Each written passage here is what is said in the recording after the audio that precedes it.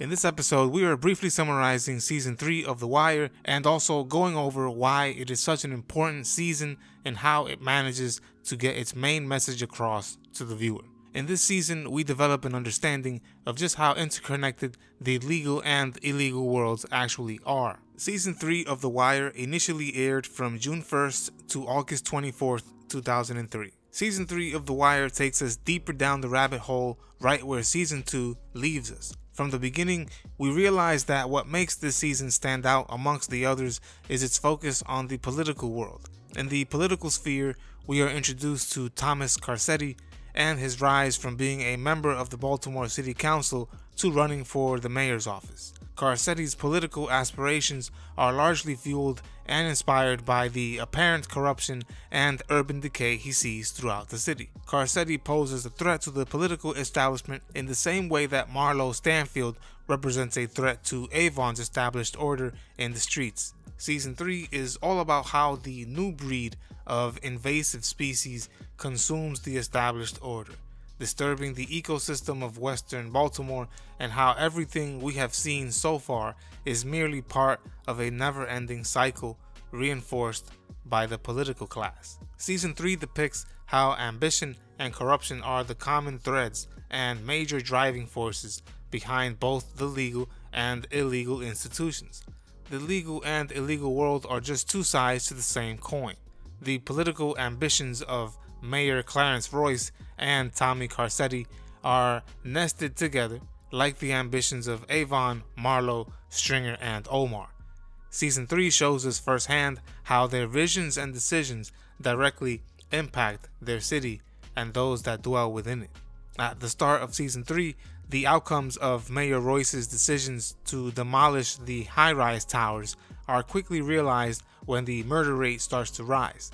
We see how the decision to demolish the housing projects actually ends up negatively impacting the West Baltimore community, as now the dealers have to fight over new territories.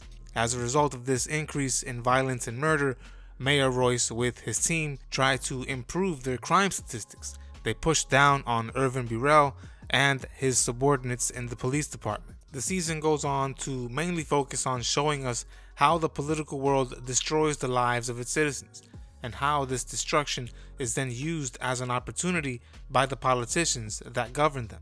For example, an increase in the murder rate and the overdose rate is used for the next wave of politicians looking to stake their claim on the city with promises of enforcing law and order and a better tomorrow. The police, who are an extension of the politicians, then have to manage and cope with the violence and death, yet the police are treated as mere pawns by their political leaders at the highest levels, making it almost impossible to conduct any serious police work. While the police and the citizens of Baltimore see their city decaying right before their eyes, those in the political world see it all as a ladder of chaos, just waiting to be climbed. Carcetti is smart, cunning, and ambitious, much like Marlo. Marlo is also introduced as a new up-and-coming drug lord in Baltimore. Now that Avon is incarcerated, Marlo has decided to step up and fill the vacuum created by Avon's absence. Near the end of Season 3, Avon and Stringer Bell are discussing the rise of Marlo and his crew. Stringer agrees that he could have taken care of Marlo earlier on in the season, but Avon reminds him that there will always be a Marlo they have to deal with because there is no game without a Marlo. Marlo is the second major storyline that makes Season 3 unique. At the start of The Wire, we are introduced to Avon as the drug kingpin and leader of the Barksdale crew. At the time of his introduction, he is unrivaled by anyone in the streets of West Baltimore. Avon, however, has been in the game a while now, and of course there is always a runner-up waiting to take your place, especially in their industry. Marlo Stanfield emerges from out of the blue as the ruthless force in the drug trade to replace Avon's. Marlo does not hesitate to go for the kill as soon as he spots weakness in Avon's crew. Marlo is the opposite to a Stringer Bell in that he sees power as the ultimate goal, not money. While Stringer Bell wants to enjoy the money he has amassed, Marlo just wants his name to be known on every street corner. Throughout the season, we see Stringer Bell trying to convince Marlo to join the co-op with Proposition Joe. Stringer does this as a way of controlling Marlo's competitive drive and ambition, but Marlo ultimately refuses to join the co-op altogether. In the same way that Garcetti takes advantage of a political mistake of demolishing the housing projects made by Mayor Royce, Marlo is also taking advantage of a perceived weakness displayed by Avon and his crew. Remember, I am summarizing the entire series of The Wire, and you can check out the link to my other summaries like the Sopranos series playlist in the description. I also summarize other popular works of literature, movies, and TV shows as well. Subscribe and click the bell so you don't miss the next episode or series. Click like if you found the video to be valuable, because that helps YouTube to recommend it to other viewers like you. Also consider supporting us on Patreon. That would help my channel out tremendously. I really thank you for your support. While Garcetti and Marlo are rising, the Barksdale organization, which was the central focus in the 2 prior seasons, experiences a decline. Stringer Bell sees this decline as an opportunity to go completely legit. Stringer's attempts to legitimize the organization, however, ultimately is what leads to a split between Avon and Stringer, thus weakening the Barksdale empire as a whole, when Avon refuses to see his drug empire as strictly a business. Avon sees himself as a gangster and nothing more, really.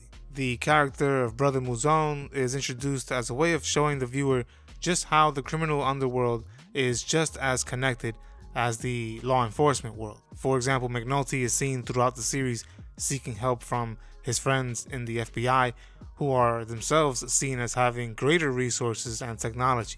Similarly, Avon finds himself needing backup when he refuses to go along with Stringer's idea of compromising with Proposition Joe. Avon then reaches out to New York City and they send him Brother Mouzon, an experienced assassin, as backup. As we transition to the law enforcement side of the story, all of this activity in the street inevitably leads to Major Colvin being pressured by Burrell and Rawls into dropping the murder rates in his western Baltimore district by any means necessary.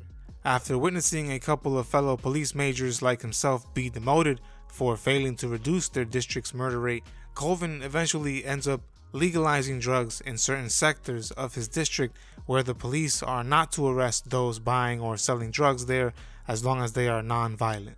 At first, detectives laughed at the idea, but when the murder rates dropped by 14%, we see Major Colvin had a good idea after all.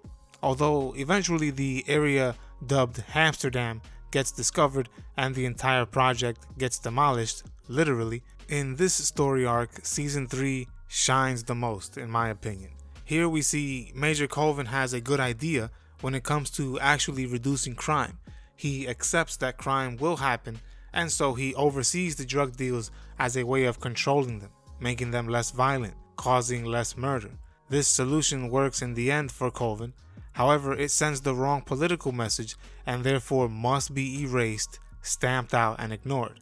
Rather than being able to come to a solution, the mayor covers up the entire debacle and they have Irvin Burrell blame it all on himself. Again, we see how the whole story is essentially a loop of what happened before them and before them. In the end, as Avon continues to pursue Marlo, Avon himself admits that Stringer Bell was right all along in wanting to step away from the drug trade entirely. Avon is able to see right before being arrested for the second time in the series that in the end, it's all just a silly game that repeats every so often, and that the only way to win at it is not to play, which is what Stringer was trying to do all along. In the end, the writers of Season 3 do not leave the viewer with another cliche ending where all the bad guys simply go to jail. Stringer Bell is viciously taken out by the 2 men he himself tried to have killed. McNulty spent the last few years of his life chasing down Stringer Bell just to have him taken away moments before he could finally bring him to justice. So we see the closure McNulty was seeking is also snatched away from him as well. Marlo takes over as Avon heads to prison.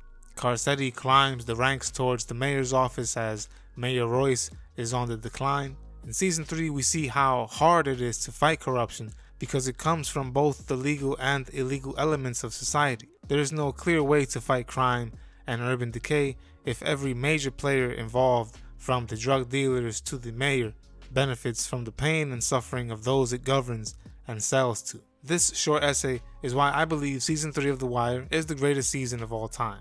To watch my episode summaries of the entire The Wire series, click on the link in the description or at the end of this video.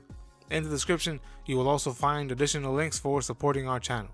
At the end of this video, you will also see 2 playlists, one for the entire The Sopranos series summaries, and a second one for this one, The Wire series summaries. I'll see you on the next episode. Goodbye.